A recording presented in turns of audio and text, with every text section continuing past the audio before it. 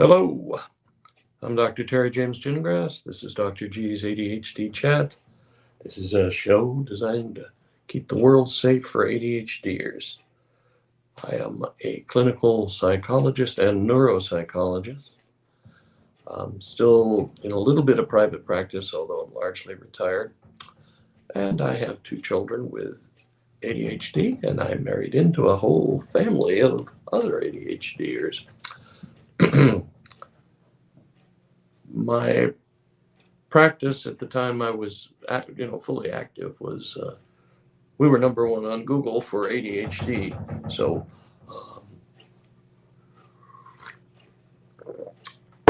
after a while, I kind of knew a lot about ADHD, but I started out and I did not know very much of anything.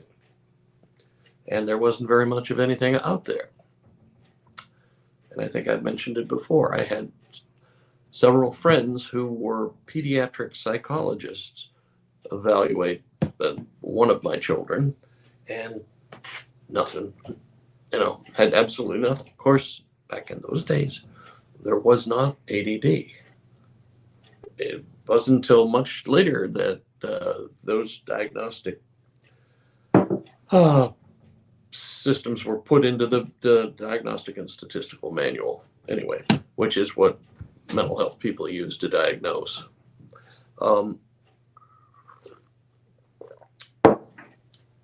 So here I is, I got this kid. I have no idea what the hell's going on with him. I'm not happy about it. I'm also, at that time, I was still in the Air Force. I mean, it wasn't like I was sending men into combat or anything like that. I was a psychologist in the Air Force. But I was kind of used to having people do what I told them to do or ordered them to do. Well, that's just the way the system was set up. I didn't even have to worry about it. I had another guy with a bunch of stripes on his sleeve who punished them if they didn't obey me. So, hey, what a system, huh? Wish I'd had that at home. But, so I was, I expected obedience. My dad was a drill sergeant in the Army during World War II. So I was, and my mother was a neat freak. I mean, she was, I learned to put my clothes away because if I just left them hanging around, I didn't see them for a few days. And when I saw them again, they were washed and pressed and in my closet. So I never saw clutter, didn't know about slobs, about sloppiness. I just never had any of that in my growing up experience. Probably till I got to college, and then things got a little loose around the edges. But, when you have a kid and gets upset at almost anything, this emotional dysregulation that everybody's talking about, and throws temper tantrums like, wow, I've never seen before. We didn't have that. Neither my wife nor I were allowed to have temper tantrums.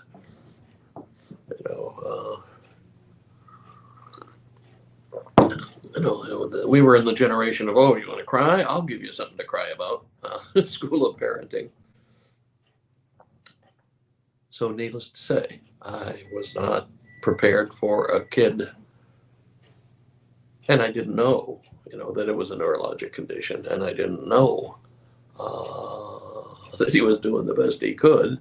It's just his best wasn't what I was used to. So it's I still have regrets about that, and there's no doubt about it. Just recently, he's back in the house after, COVID basically wiped his business out, so he's recovering, shall we say. But, some of the behaviors are still there. I'm not going to use it. He's an adult, but some of the behaviors are still there. But I am so much better at holding my tongue, at, not blaming him, for things, and when I'm kinder and gentler and more knowledgeable, basically. I know what the heck I'm doing now, which when I didn't back then. He mellows out. He gets real calm and he corrects things, you know.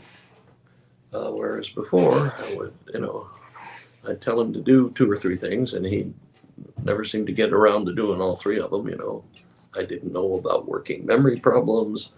I was just winging it, basically, and I expected when I said to do something that something would get done. And when it didn't, I was not raised that you ignore that and just, try again next time. Try to do it better. We were raised that obedience was important. I mean, I guess, the whole country had just been to war. And pretty much everybody was either in the military or married to a military person or working for government in some way. So, I mean, the whole, in my neighborhood, the guy at the end of the street had been a tank commander. The guy across the street was Navy captain, I think he was anyway. And, so on. Everybody in the neighborhood pretty much was had been in the military during World War II and had seen actual, no kidding, shooting and killing and all that stuff. So it was a whole different world, and nobody knew anything about ADHD. Nobody. Okay, well.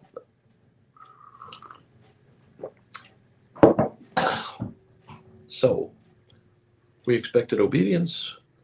We were told, and we were raised ourselves on the whole spare the rod and spoil the child.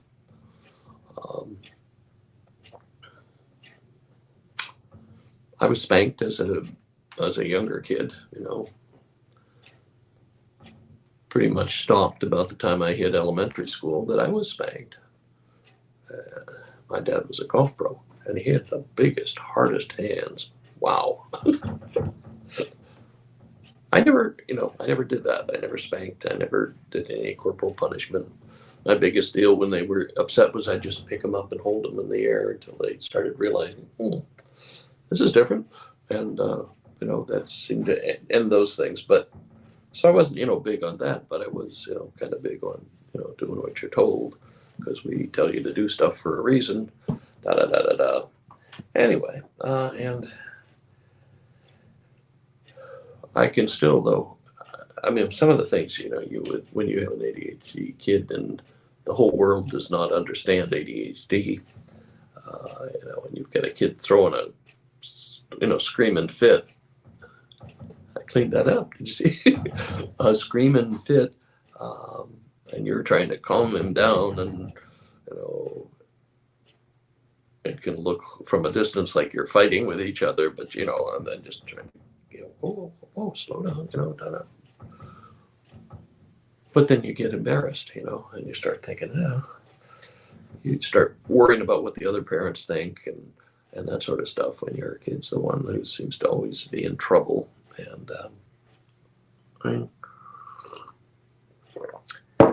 and since I started, I didn't start seeing kids right away with ADHD just because I had one of my own. First, I had to figure out what it was, and finally, look at this diagnosis. That fits. Okay. Then I had to learn something about it, and it wasn't real easy back then. So I had to read a lot of books and go to a lot of conferences and that sort of stuff before I felt comfortable with the whole prospect of seeing people clinically. But when I felt like I knew something, then I would, I started seeing patients, and then, boy, I learned a whole bunch. I learned I wasn't the only one, first of all, and I learned that, parents, don't know what to make of it. When they don't know what to make of it, they think it's all behavior problems. He's just stubborn. He's just ornery. He's just, he won't obey. He's, some variation of a rotten kid. And that's not, of course, what we're looking for, and that's not helpful, actually, But I know, like nowadays, when I'm dealing with him as a young adult, I guess he's young. Anyway, he's an adult. I am so much more patient, calm. Now I know what's going on. I understand about dopamine levels and frustration tolerance, and working memory is a huge, and time management, and not having a good sense of time passage, and so on. And that really makes it a lot easier to be a patient, kind, loving parent. And it also makes it easier to actually get positive results, because you want to get positive results out of an ADHD kid.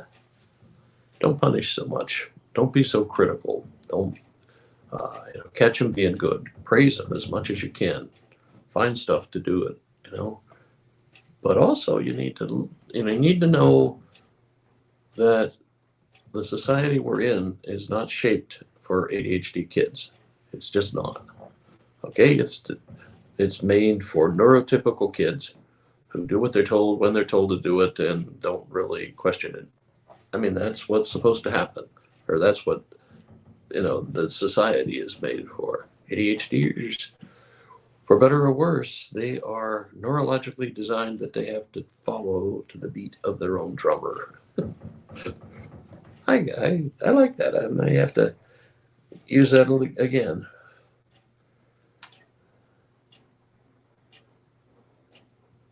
So it's important, therefore, to be recognizing what their strengths are, what they're really good at, what they enjoy.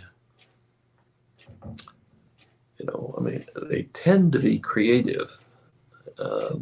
My son, he was sort of like MacGyver. You give him a couple of paper clips and a piece of wire, and Lord knows what he'd come up with. And that kind of creativity is something you have to encourage. It is not particularly encouraged in the school system. Matter of fact, you do that in school, you'll probably get in trouble. So the idea for you at home is you have to find out what his real strengths are. Those are important. Those are probably what he's going to end up making his living doing. As in, my son is a jewelry designer nowadays. Nobody in my family line or my wife's has ever been in the jewelry trade. Nobody. And that's where he is. That's what he does. That's in the end. I understand he's good at it. I don't propose that I will make that determination, or that I will say that to a bunch of people, because I don't really know anything about the jewelry business. I know what I like, but I don't know what a commercially competitive sort of design is. I have no idea. And I'm just as happy. But he's apparently good at it, and okay. But that was not. He didn't pick that up in math class or social studies. And that's the other thing. He constantly is learning about different cultures and societies and history and all that kind of stuff on his own, which wasn't the case when he was in school. So, again, encourage his or her interests, what their hand naturally falls to, as the saying goes, and encourage that, and figure out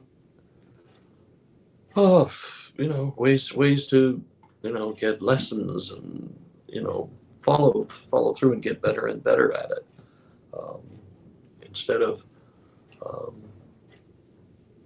trying to suppress that and get them to do their math homework already.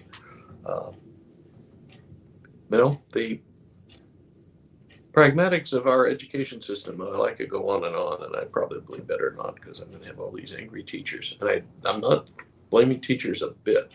I think teachers, if given their own devices, would do a better job than nowadays, where a bunch of politicians are telling them what they can teach and where they can teach it, and how often. I think it's a bit of a mess, and I think we should fix it. I think we should follow the Nordic models. Finland, read about what they do in their academic systems. But I ramble. Just know that because I know what's going on with my own children, I'm much better at handling it, and handling it with the idea of getting a positive outcome, which, when I didn't know what I was doing and I thought it was a behavior problem, it got kind of ugly sometimes, and embarrassing, frankly. I was no angel, but I was smart enough to never get into trouble, or at least get caught.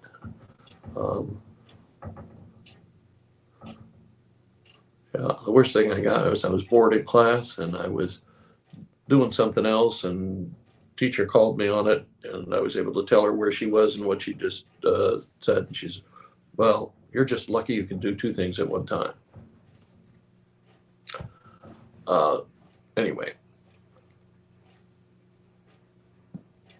so the lesson learned is learn about ADHD. It's important to know what you're dealing with. You will screw it up by the numbers if you just go with your gut or try to do what your parents did most of the time. Sometimes your parents had a pretty good idea what was going on and how to work with it. But don't think that it is just going to be like maybe you're raising your other kids. I had, I had at least one that seemed to have slipped the gene problem, and so I had no problem handling him. But my other two, it was interesting. Now we're much better off, and like I said, they find their own channel where they're going, which may not be the way you would have really most wanted them to go, and they do fine. But they literally cannot do stuff they're not interested in. It's a struggle. Okay, you can do it enough to get through, high school at least, but it is not going to be easy for them. So, okay, well, this has sort of been wandering around, but it's like, I could not be more aware. I'm reading that one article. It was like, wow, that's exactly what I'm experiencing now, is how much better I'm handling it than I did back when I was the parent of young children with ADHD. And it shows to me the importance of knowing what you're dealing with.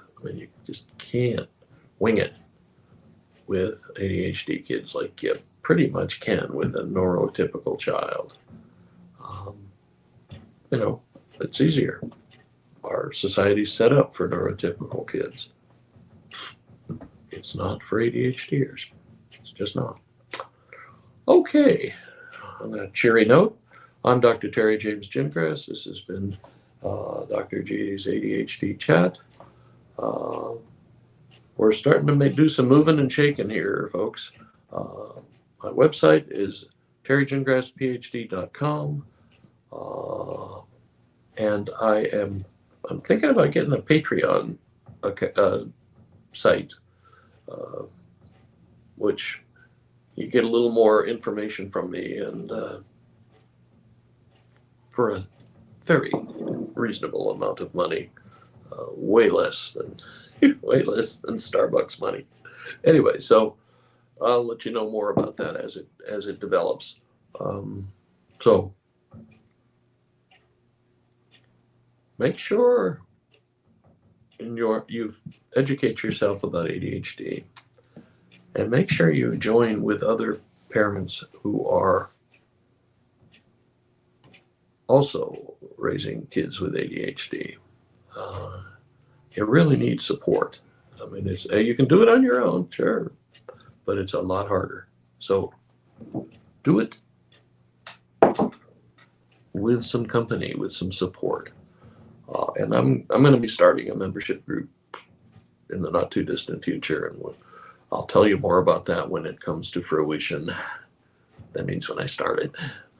It takes a lot of work to do these things, and when you look at it, it doesn't look like it's that big a deal, but it's quite a lot of time and energy. So, and I'm older and slower than I used to be. Okay, we'll catch you next week, and look forward to talking to you again.